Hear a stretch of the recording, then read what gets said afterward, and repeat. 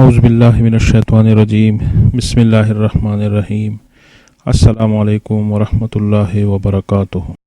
بسم اللہ الرحمن الرحیم۔ کتب سے جو دلیل نقلی تھے اس کا ذکر ہوا تھا، ابھی جو دلیل نقلی جنات سے ہے اس پر بحث کریں گے۔ جن ایک چھپا ہوا مخلوق ہے غیبی، قرآن کریم میں بہت سے آیات ہیں اس کے اوپر کہ یہ ایک مستقل مخلوق ہے۔ کبھی کبھی والانس عطف ہوتا ہے، انس اور جن الگ الگ مخلوق ہے، ان میں مشرکین اور مومنین ہے، ان میں بہت سے فرقے اور گروہ ہے۔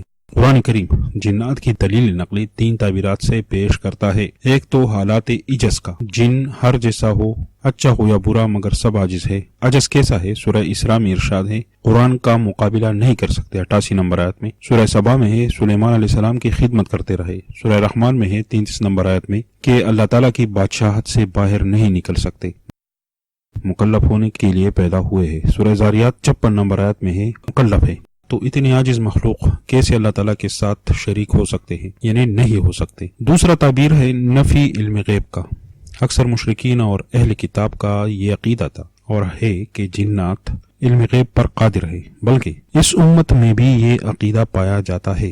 اللہ تعالیٰ اس کی نفی فرماتے ہیں سورہ سبا 14 نمبر آیت میں کہ جنات علم غیب پر باخبر ہے۔ اب تیسرا تعبیر جو ہے دعوت القرآن و توحید و اتباع رسول۔ جنات میں ایسے لوگ تھے جو قرآن کو سنتے تھے اور پھر اسے سن کر دعوت بھی دیتے رہے۔ سورہ احقاف میں 4 آیات میں ان کی دعوت کا ذکر ہے۔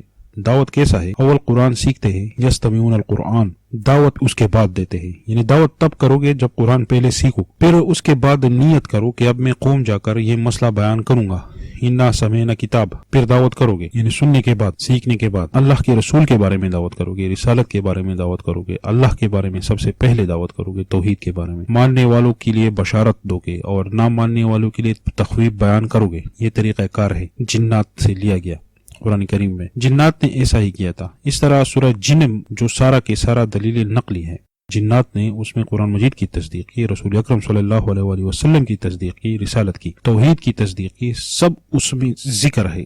اس کو اصل میں نصابی دعوت بھی کہتے ہیں جنات کا۔ جنات کا نصابی دعوت، نصابی تبلیغ تھا سورہ جن۔